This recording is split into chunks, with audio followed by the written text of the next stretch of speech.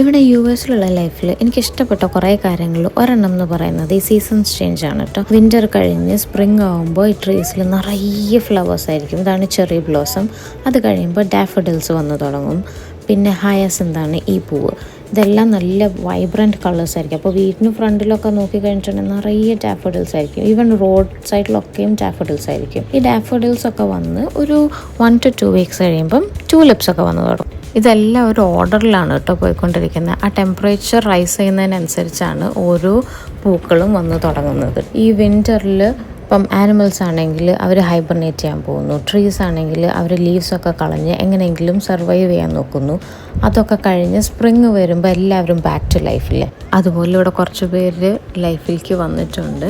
ഒരു കുഞ്ഞു കിളി നമ്മുടെ വീടിന് ഫ്രണ്ടിലുള്ള ലൈറ്റിൽ ഒരു കൂടൊക്കെ ഉണ്ടാക്കി അതിൽ മുട്ടയൊക്കെ ഇട്ടു. ഇപ്പോൾ ആ മുട്ടയൊക്കെ വിരിഞ്ഞതിനകത്തൊരു 4 കുട്ടികളും ഉണ്ട് കേട്ടോ.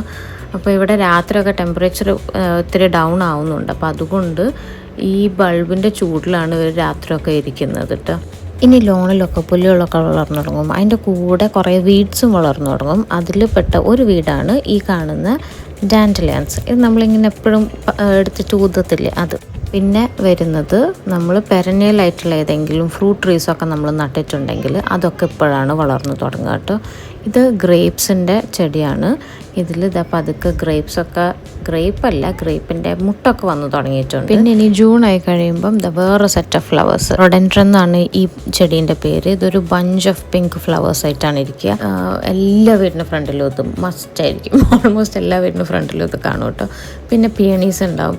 അങ്ങനെ നിറയെ പൂക്കളും പച്ചപ്പും ഹരിതാപവും ഒക്കെയാണ് സ്പ്രിങ് തുടങ്ങി. സമ്മറാകെ 4 മാസമേ ഉള്ളൂ. പക്ഷെ ചെയ്യാനായിട്ട് കുറേ കാര്യങ്ങളുണ്ട്. സമ്മർ ആക്ടിവിറ്റീസ് ഉണ്ട്. പിന്നെ എന്തെങ്കിലും കൃഷി ഉണ്ടെങ്കിൽ അതൊക്കെ ചെയ്യണം. ബാക്ക് യാർഡ് ശരിയാക്കണം. അങ്ങനെ കുറേ സമ്മർ വിശേഷമൊക്കെ ഇനി അടുത്ത വീഡിയോയിൽ പറയട്ടെ. എന്തായാലും ഈ വീഡിയോ ഇഷ്ടപ്പെട്ടെങ്കിൽ ലൈക്കും സബ്സ്ക്രൈബും ഷെയറും ഒക്കെ ചെയ്ത് എന്നെ ഒന്ന് മോട്ടിവേറ്റ് ചെയ്യും. ഞാൻ കൂടുതൽ വീഡിയോ